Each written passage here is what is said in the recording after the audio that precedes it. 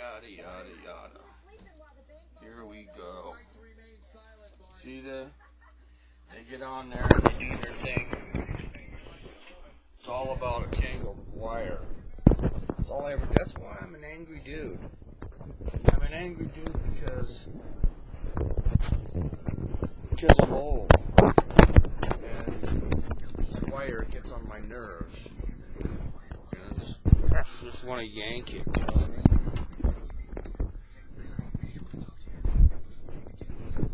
Yeah, I call my doctor every day. I call him every day. Every day someone tells me that I've got some ailment. But before taking whatever drug, I need to call my doctor and find out if it's right for me. That's why I call him daily. That's why my healthcare costs are so high. I'm going to turn that thing down so I can talk to you, so you can listen to me. Anyway, this is a continuation on this animal sacrifice thing, part 2. But, you know, it's all about Libya. That's what's going on in the news. It's about how we send an ambassador to, you know, like the Arab League of Nations and some leaders respected by the Middle Eastern world, how we offer to sit down at a table to hammer out some demands of the people who are protesting against Gaddafi, or how the United Nations did everything in its power to bring a resolution to this crisis in Libya, how the Congress was involved with any decision making that would send the U.S. in with major weapons of destruction because all options had been exhausted before committing an act of war against another sovereign nation. Well, we sent the missiles in because people were dying. That's why we sent Tomahawk missiles in.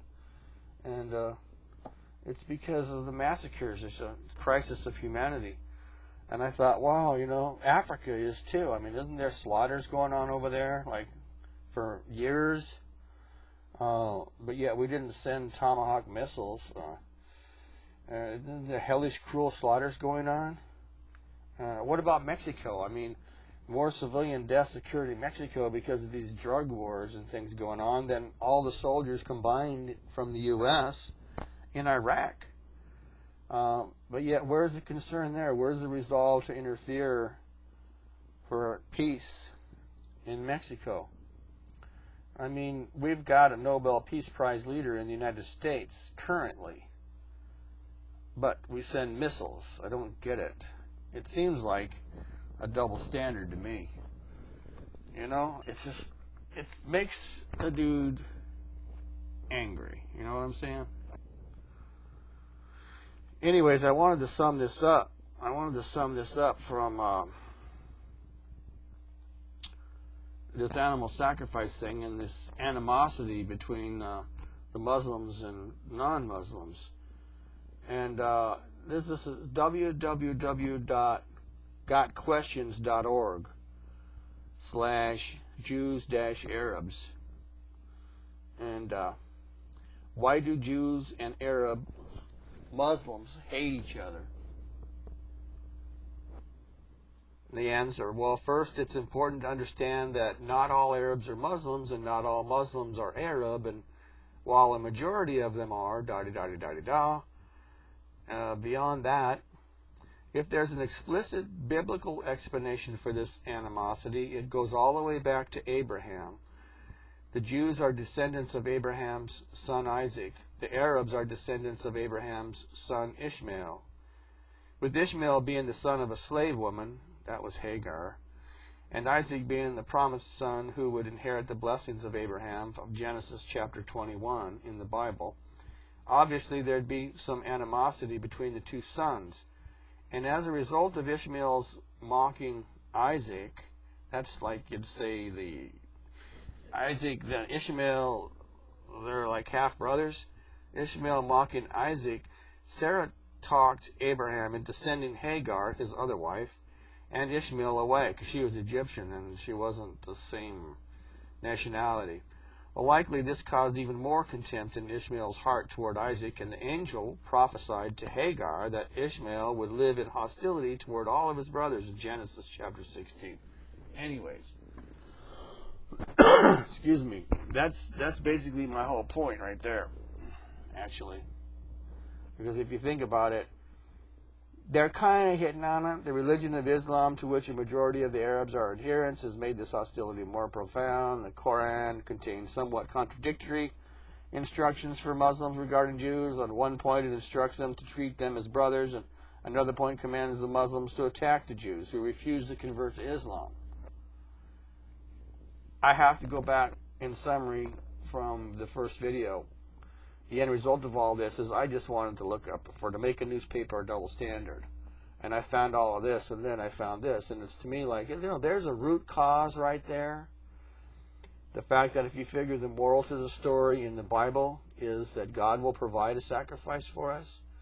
And that sacrifice is based upon the battle that we all have, which isn't against flesh and blood or people, but it's against principalities and powers and spiritual wickedness in high places. That's the devil in his whole realm, and the fact that he wants to crush us and own us and control us via an antichrist. And he lies about everything. Okay? And when he lost the war was when Jesus Christ died on the cross, because he claimed God was unjust. And we know that the penalty of sin is death, and we all transgress that law. Excuse me. But the bottom line of this, Jesus came down and died for us. Here you have the Father, whoever he is. Okay? And he loved this world so much that he gave his only Son, that we would not perish through the penalty of sin, but have everlasting life. That's a principle that was established against the devil's lies that God is unjust. In principle, he said, my Son came to this earth, and my Son did not sin, and my Son did not deserve to die, but I allowed him to be sacrificed for the entire world. And all I ask of humanity is that you believe that what I did was out of love for you, to sacrifice my Son. I'm pretending, speaking first-person point of view there.